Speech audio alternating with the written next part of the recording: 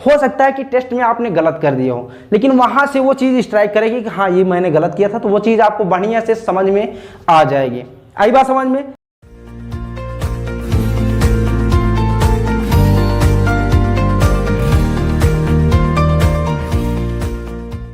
दोस्तों आज की ये वीडियो उन बच्चों के लिए बहुत ही इंपॉर्टेंट होने वाली है जो कि अभी क्लास 9 से क्लास 10 में जा रहे हैं, जिनका एग्जाम है जो कि क्लास 10 में है या फिर जो 9th में अभी गए हुए हैं, तो उनके लिए ये वीडियो नहीं है। जो क्लास 9 से क्लास 10 में जाएंगे उन बच्चों के लिए ये वीडियो बहुत ही इंपॉर्टेंट होने वाली है, क्योंकि 9 से 10th में जब भी आप जाते हैं तो काफ़ी सारी चीज़ें चेंज रहती हैं। ठीक है, तो वो क्या चेंजेस रहते हैं या फिर किस तरीके से हमें क्लास 10 की प्रिपरेशन करनी है, क्या चीज़ें नहीं करनी है, क्या चीज़ें करनी है, ये सारी चीज़ें आज हम इस वीडियो में आपको बताएंगे। ठीक है, एक एक पॉइंट इस वीडियो का बहुत ही इंपॉर्टेंट होने वाला है। 10 से 15 मिनट की वीडियो होगी, तो यार बिना स्किप किए इसको कंप्लीट देखना है। ठीक है, तो चैनल को अभी सब्सक्राइब मत करना। ठीक है, अपनी काम की बात मैं बाद में करूंगा, पहले आपकी काम की बात करूं। ठीक है, जब भी आप क्लास 9 से क्लास 10 में जाते हैं तो आपको बहुत से लोग ऐसे भी मिलते हैं जो कि आपको डराने लगते हैं। डराने का मतलब है कि जब भी आप क्लास 10 जैसे क्लास 10 में गए तो वहां से आपके दिमाग में भरा जाने लगता है कि अब ये जो क्लास 10 है बहुत ही कठिन है। ठीक है, और ये जो एग्जाम होगा दूसरे स्कूल में होगा, मतलब इस तरीके की बहुत सी सारी चीजें हैं। और जो आपके पास पड़ोस में रहते हैं वो भी दबाव डालने लगते हैं, तो आपके दिमाग में क्या हो जाता है, एक प्रेशर बन जाता है कि किस तरीके से हमको पढ़ना है।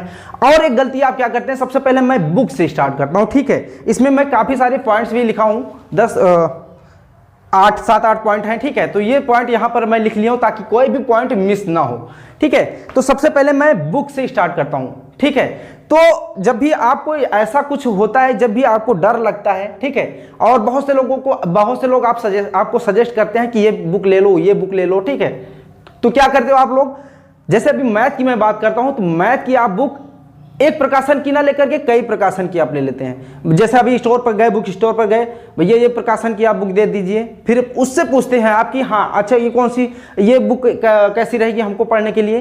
तरह तरह की कम से कम 4-5 बुक निकलाते हो, तो लास्ट में ये होता है कि आप पूरी स्टोर ही मुझे दे दो। ठीक है, तो अभी जब आप पूरी स्टोर लेकर के आते हो, वहां पर रखते हो, इतनी सारी किताबें गाज लेते हो अपने पास। ठीक है, और लास्ट में क्या होता है एग्जाम के, भाई एक भी ऐसी किताब नहीं होती है जो कि आप खत्म कर पाए हों, और उसके बाद जब भी खत्म नहीं कर पाएंगे, जो पढ़ नहीं पाएंगे, तो क्या होगा, लास्ट में नंबर्स कम आएंगे, मार्क्स कम आएंगे। ठीक है, तो आपको क्या करना है कि सिर्फ एक बुक लेना है, कोई सी भी बुक ले लो, कोई भी बुक यार खराब नहीं होती। ठीक है, लेकिन मैं सजेस्ट करूंगा कि एनसीईआरटी की बुक रहे तो सबसे बेस्ट रहे, क्योंकि एनसीईआरटी की बहुत ही बेस्ट होती है, तो एनसीईआरटी की बुक ले लेना। ठीक है, तो जिससे कि आप सारी चीजें पढ़ सकें। ऐसा नहीं है कि आपने उससे 2 सवाल पढ़े, उससे 2 सवाल पढ़े, कंप्लीट ही नहीं हुआ। ठीक है, तो आपको ये चीजें नहीं करनी है, बुक आपको लेना है। ठीक है, एक ही बुक लेना है, ढेर सारी बुक नहीं लेना है। और ये मैथ की बात नहीं कर रहा हूं, सारे सब्जेक्ट की बात कर रहा हूं। ठीक है, तो ये हो गया पहला पॉइंट है जो कि आपको बुक की है। अब हम बात करते हैं दूसरे पॉइंट की, वो है अपनी तरफ से सोचो। तो मान लो अभी आप क्लास 10th में बैठे हो क्लास में, ठीक है, तो टीचर आपसे ये कहेगा कि अभी आप लोग आराम से पढ़िए, आपको आराम से पढ़ाया भी जाएगा, और लास्ट आते आते आपका आधा कोर्स भी कंप्लीट नहीं होता है। तो क्या करते हैं, वहां से बहुत ही तेजी से आपका सिलेबस कंप्लीट कराने लगते हैं।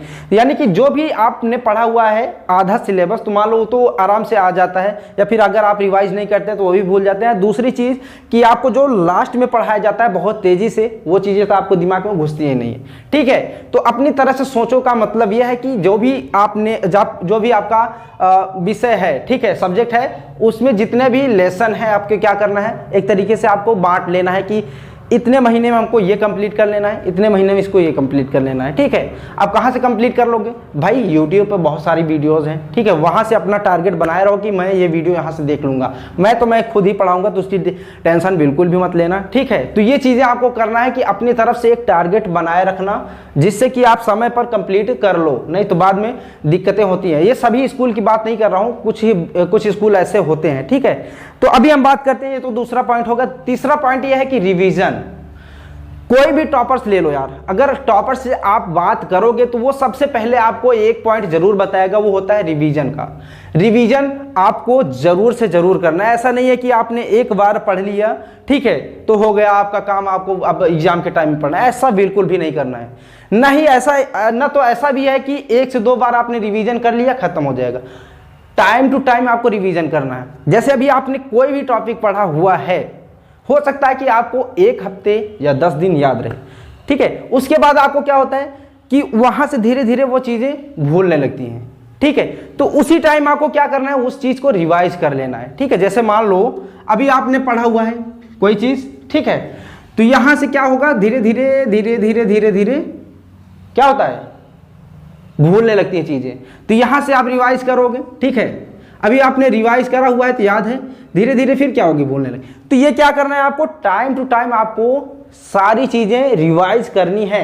अगर आप रिवाइज नहीं करते हैं तो सीधी सी बात है भाई कि अगर रिवाइज नहीं करते हो तो आपको अच्छा से समझ में नहीं आएगा एग्जाम में, और एग्जाम में समझ में नहीं आएगा तो फिर मार्क्स कहाँ से आएंगे, ठीक है। तो ये चीजें हो गई। अभी हम बात करते हैं टेस्ट नहीं छोड़ना है। टेस्ट जितने भी होते हैं एग्जाम में या फिर आपके कोचिंग सेंटर में जहां भी होते हैं, टेस्ट आपको जरूर देना है। क्योंकि अभी आप टेस्ट दोगे तो सबसे पहले आप जितना भी टेस्ट रहेगा उसके पहले आप अपना सिलेबस जो भी होगा देखोगे, जितना भी पढ़ाया जाएगा। एक चीज तो ये हो गई, ठीक है। तो वहां से आपको एक बार रिवाइज तो वैसे भी हो जाएगा। दूसरा, जब आप टेस्ट दोगे ना, उसके बाद जब आप कॉपी या किताब खोलोगे तो वहां से चीजें जब देखोगे तो और भी बढ़िया समझ में आए रहोगी। हो सकता है कि टेस्ट में आपने गलत कर दिया हो, लेकिन वहां से वो चीज स्ट्राइक करेगी कि हाँ ये मैंने गलत किया था, तो वो चीज आपको बढ़िया से समझ में आ जाएगी। आई बात समझ में? तो ये चीज आपको जरूर करना है। टेस्ट और जितने भी इस तरीके की चीजें होती हैं उसको नहीं छोड़ना है। और हाँ, अभी जब भी आप 9th में थे तो आपको क्या कराया जाता था, क्वेश्चन आंसर। इस तरीके से आपको कुछ क्वेश्चन आंसर दिखा दिए जाते थे।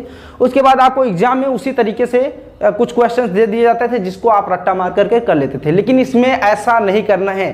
जो नेक्स्ट पॉइंट है वो है डिटेल एक्सप्लेनेशन, ठीक है। ये एक्सप्लेनेशन का मतलब यही है कि आप जो भी टॉपिक पढ़ रहे हैं उसको बढ़िया से डिटेल में पढ़िए। कुछ टीचर होते हैं या सारे टीचर ऐसे ही होते हैं कि जो कि इंपॉर्टेंट आपको बताते हैं, ठीक है, कि ये क्वेश्चन इंपॉर्टेंट है और सही भी करते हैं, ठीक है। लेकिन ये आपको इंपॉर्टेंट सिर्फ कॉपी में लिखना है स्टार्टिंग में, ठीक है। ये इंपॉर्टेंट आपको कब काम देगा, जब आप लास्ट में जाएंगे। इसके पहले आपको सारे कॉन्सेप्ट क्लियर कर लेने हैं कि हाँ ये सारी चीजें ये हैं। नहीं तो अगर आप इंपॉर्टेंट के चक्कर में पढ़ेंगे तो स्टार्टिंग की बात कर रहा हूँ, एंड में नहीं, स्टार्टिंग में अगर आप इंपॉर्टेंट के चक्कर में पढ़ते हैं तो आपको इंपॉर्टेंट ही ध्यान में रहेगा। हो सकता है एग्जाम में भी आपको ना मिले, ठीक है। दूसरी चीज, आप सिर्फ उसी के चक्कर में पढ़े हैं तो आगे की क्लासेस में आपको दिक्कत होगी। फिर आप भी जो भी करना चाहते हैं तो कहीं ना कहीं वो सारी चीजें दिक्कत आपको करेंगी। तो क्या करना है, आपको डिटेल में पढ़ना है, सारी चीजें इंपॉर्टेंट बाद में देखना है, लिख लेना जरूर, ठीक है, कि इंपॉर्टेंट है, ये सवाल इंपॉर्टेंट है या फिर ये चीज इंपॉर्टेंट है, ठीक है। अगला जो पॉइंट है आपका वो है फ्रेंड सर्कल। ये बहुत ही इंपॉर्टेंट होता है पढ़ाई लिखाई में आपका, कि फ्रेंड सर्कल कैसा है, ठीक है।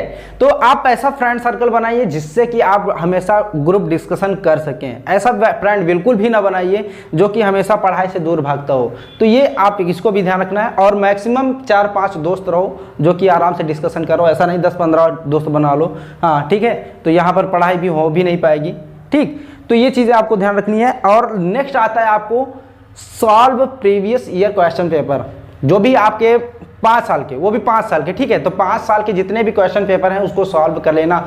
और ये अभी नहीं करना है, आप आधा सिलेबस या फिर लगभग कुछ ही सिलेबस बचा हो कंप्लीट होने में, तब आपको ये सारी चीज़ें सॉल्व करनी है, ठीक है। अभी तो ऐसे भी कुछ आपको समझ में नहीं आएगा, ठीक है। तो ये आपको जरूर करना है कि 5 ईयर जो भी सिलेबस क्वेश्चन पेपर होंगे प्रीवियस ईयर के, तो वो आपको सॉल्व कर लेना है।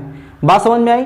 तो इतनी चीज़ें हैं जो कि आपको करना है क्लास 10th में अगर आप आए हैं, ठीक है। अब आप चैनल को सब्सक्राइब कर लो, ठीक है, क्योंकि बहुत सी इंपॉर्टेंट चीज़ें हैं। पहली चीज़ तो मैं मैथ पढ़ाऊंगा तो ये सारी चीज़ें आपको अपडेट मिल जाएंगी, ठीक है। और किसी भी विषय से, सब्जेक्ट से रिलेटेड अगर कुछ भी होगा तो वो जानकारी मैं आपको दूंगा। तो इसलिए आप चैनल को सब्सक्राइब कर लीजिए। और साथ ही साथ यार कोई भी आपके दोस्त हों तो उनको भी ज़्यादा से ज़्यादा शेयर करिए, ठीक है। क्लास 10 की मैथ यहाँ पर चलेगी, सारी चीज़ें बहुत ही बढ़िया तरीके से समझाऊंगा, ठीक है ना। तो चलिए चैनल को सब्सक्राइब कर लीजिए और बेल आइकन को प्रेस कर लीजिए। साथ ही साथ अपने दोस्तों को शेयर जरूर कर दीजिए, ठीक है। तो दोस्तों अब हम मिलेंगे नेक्स्ट वीडियो में, तब तक के लिए bye bye and take care.